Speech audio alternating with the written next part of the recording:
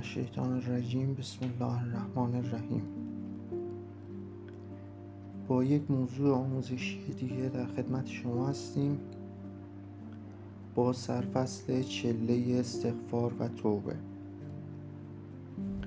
این چله یکی از الزامات علوم غریبه هست که قبل از هر عمل روحانی شما باید یه پاکسازی کلی انجام بدین تا به روحانیت لازم و فرکانس لازم به بدن برسید و بتونین اعمال دیگه‌تون رو موفق بشین.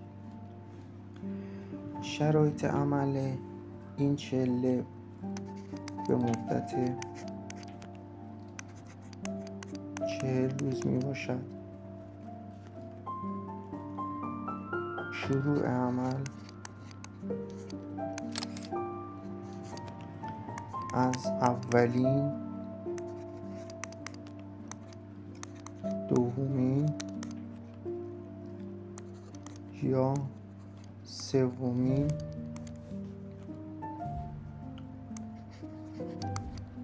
چهارشنبه ماه قمری می باشد.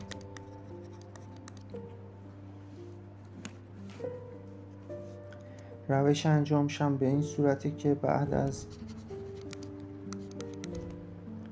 هر نماز پنجگانه، یعنی نماز صبح، ظهر، عصر، مغرب و عشا، بعد از هر نماز به عدد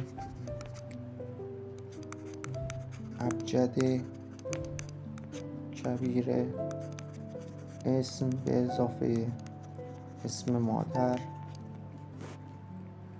و یا به عدد ابجد صغیر اسم به اضافه اسم مادر یا به تعداد 70 مرتبه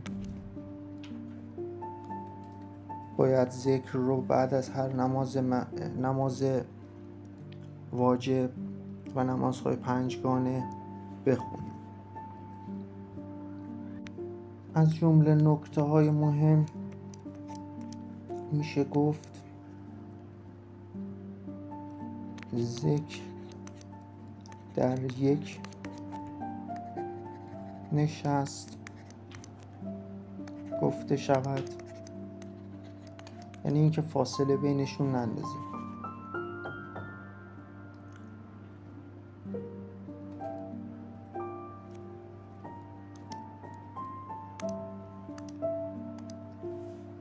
و اما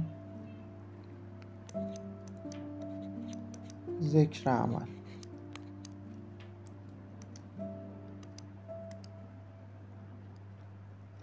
عمل به این صورت است: استغفر الله و اسأله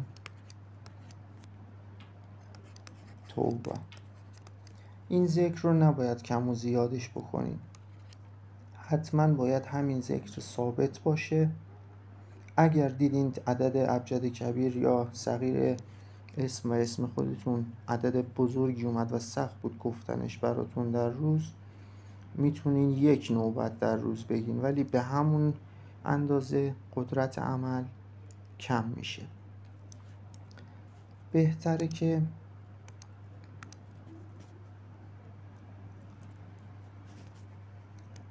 قبل از عمل صدقه دهید و از لباس و زیرانداز سفید استفاده بشه. این هم از توضیحات عمل چله استغفار و توبه. التماس دعا.